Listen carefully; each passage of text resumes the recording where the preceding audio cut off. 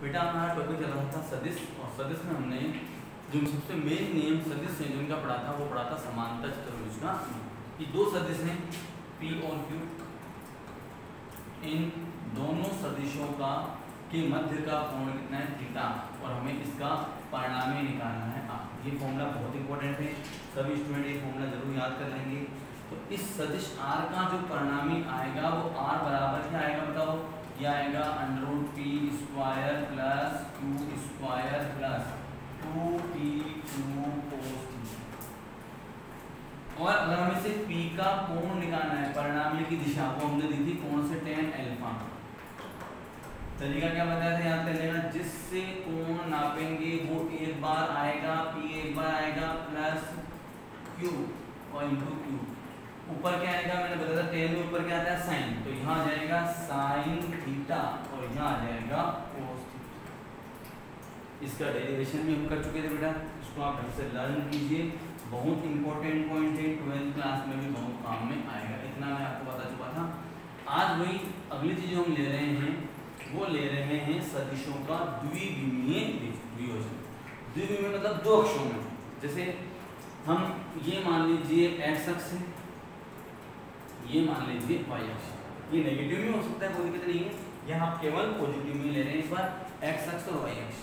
अब मान लीजिए ये मूल बिंदु हो गया O, ये कोई सदिश है, ठीक है। इस सदिश को हमने लिखा है OP, तो OP सदिश इक्वल टू है मान लीजिए कैपिटल A सदिश, ठीक है बेटा।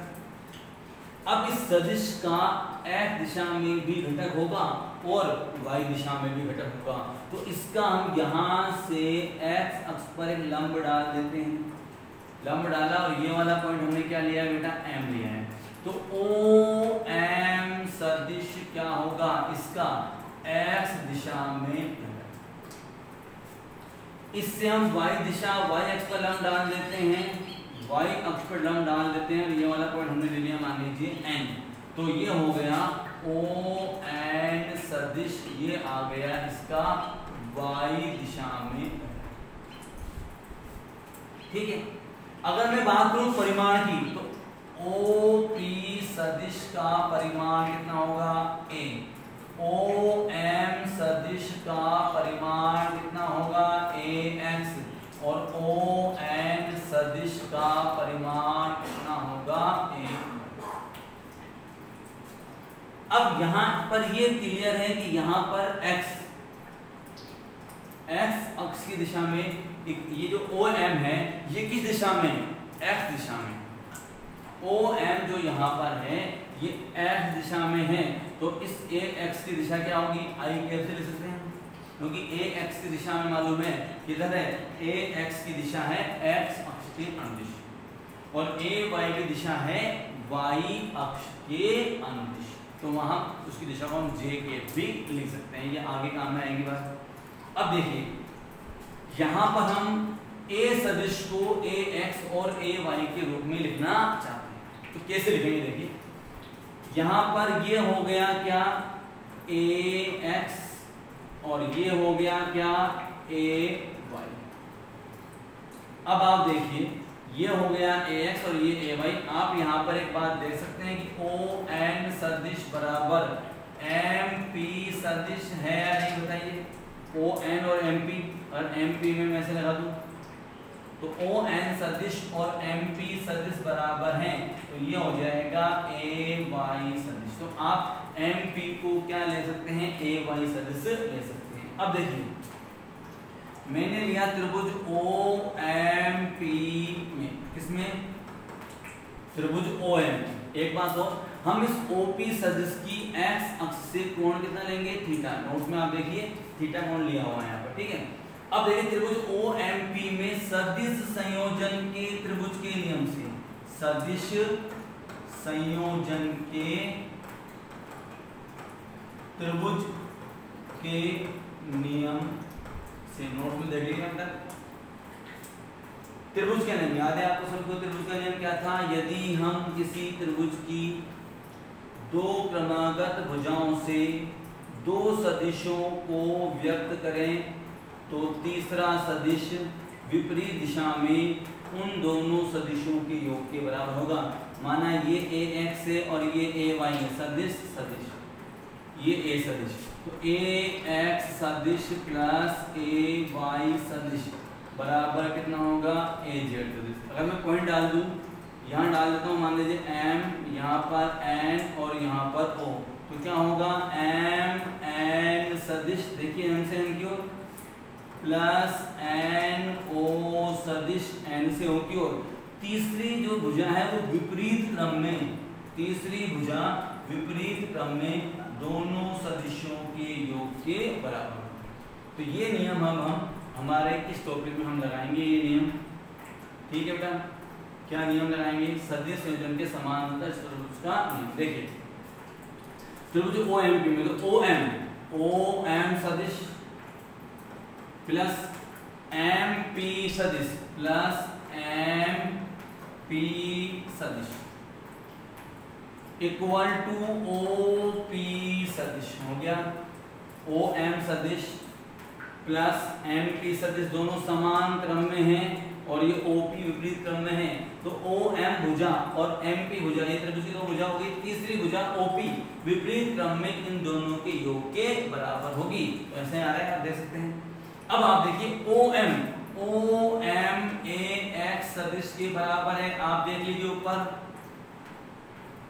MP। अब MP वैसे तो आप डायरेक्ट MP AY नहीं है, लेकिन बता चुका हूं मैं आपको ON और MP बराबर है, तो MP की जगह यहां ध्यान दे लीजिए आप, MP की जगह पर आप क्या लिख सकते हैं, AY सदिश बराबर बराबर OP सदिश क्या होगा, A सदिश। तो किसी भी सदिश को हम, अगर हम उस सदिश का द्विविमीय, ध्यान दीजिए द्विविमीय, हम ये मान रहे हैं दो घटक है x में और y में, z दिशा में यहाँ कोई घटक नहीं है, तो मैं आपसे बोलूंगी किसी सदिश का x दिशा में घटक 3 है और y दिशा में घटक 4 है, तो आप देख सकते हैं कि आप उसको 3 सदिश 3 के साथ दिशा लगाएंगे प्लस 4 के साथ दिशा लगाएंगे, तो परिणामी सदिश आपको प्राप्त हो जाएगा। अब देखिए यहाँ पर एक बात ध्यान दीजिएगा, ax सदिश प्लस ay सदिश बराबर a सदिश। देखिए किसी भी सदिश में, ध्यान दीजिए, किसी भी सदिश में ax सदिश में उसके परिमाण का, ax सदिश का परिमाण का भाग देने पर हमें क्या प्राप्त होता है, इकाई सदिश, जो उस सदिश की दिशा को व्यक्त करता है। तो अब ax की दिशा किधर होगी, x अक्ष के अनुदिश, तो यहाँ पर क्या आ जाएगा, i कैप। तो आप यहाँ लिख सकते हैं कि ax सदिश बराबर क्या होगा, ax सदिश का परिमाण गुणा i कैप। अब इसको आप ऐसे भी लिख सकते हैं, ax सदिश बराबर ax गुणा i। यहाँ हमने सदिश नहीं लगाया तो ये मॉडुलस भी नहीं लगाया। ठीक वैसे ही अगर आप बात करेंगे ay की, तो ay सदिश बटा ay सदिश का परिमाण ये क्या बन जाएगा, j सदिश। ये आ जाएगा ay सदिश बराबर ay तो ax सदिश ये हो जाएगा, ay सदिश ये हो जाएगा, दोनों मान हम यहाँ रख दें तो आप देख सकते हैं a सदिश बराबर ax i के प्लस ay j के। इस तरह से आप किसी भी सदिश को का द्विविमीय वियोजन इस सूत्र के द्वारा लिख सकते। अब मान लीजिए मुझे इस a सदिश का परिमाण निकालना है ax और ay के रूप में, तो अब आप यहाँ ध्यान दीजिए, मुझे परिमाण निकालना है, इन सदिशों का क्या निकालना है, परिमाण। तो एक बात ध्यान दीजिए, दो सदिश हैं, एक तो हो गया ax, एक हो गया ay, दोनों के बीच में इसका परिमाण ax, इसका परिमाण ay, दोनों के बीच में कोण कितना होगा, आप जानते हो, दोनों सदिश x अक्ष और y अक्ष के मध्य कोण कितना होगा, 90 डिग्री। तो इनका मान लीजिए परिणामी a है, तो यहाँ a का मान, अगर आप समांतर चतुर्भुज का नियम काम में लोगे तो परिणामी a बराबर आएगा √ax² प्लस ए वाई स्क्वायर। देखिए पी तो हो गया एक्स, क्यू हो गया ए वाई, तो P square plus Q square plus 2pq और दोनों के बीच का कोण कोस। अब यहाँ 90 और कोस 90 का मान 0 होता है, तो ये वाला पद क्या हो जाएगा 0, तो ये पूरा पद 0 हो गया। तो a बराबर ए एक्स का स्क्वायर प्लस ए वाई का स्क्वायर। ये बताया मैंने आपको समांतर त्रिभुज के नियम से। यहाँ से कैसे होगा आप देखिए, थोड़ा इस पर ध्यान देना पड़ेगा हमें। तो ये वाला मैं हटा देता हूँ, नई चीज लेते हैं हम पूरा, यहाँ तक आप नोट्स में देख लीजिएगा।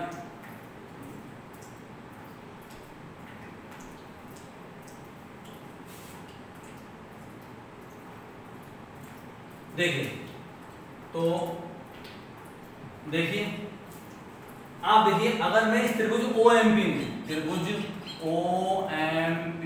में अगर cos थीटा का मान निकालूं, cos थीटा क्या होता है बताइए, आधार बटा कर्ण।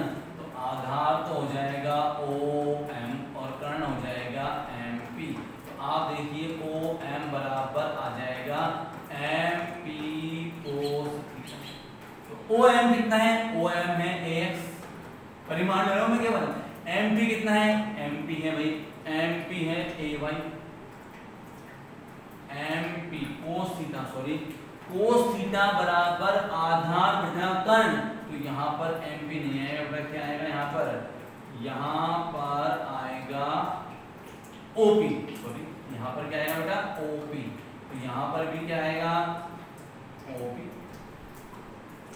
और OP कितना होगा, OP किसके बराबर है, A के बराबर है। तो OAX A cos A cos, ठीक है बेटा। अब देखिए ऐसे ही आप त्रिभुज OMP में sin थीटा बराबर लंब बटा कर्ण, थीटा के सामने वाली भुजा लंब, MP तो क्या हो जाएगा भाई लंब, ठीक है, लंब बटा कर्ण, कर्ण हो जाएगा क्या OP। MP बराबर, अब MP चलिए MP किसके बराबर था, MP बराबर था यहाँ पर हमारे AON और MP AY के बराबर था। MP किसके बराबर था, AY के बराबर था। MP किसके बराबर था, AY के बराबर था MP।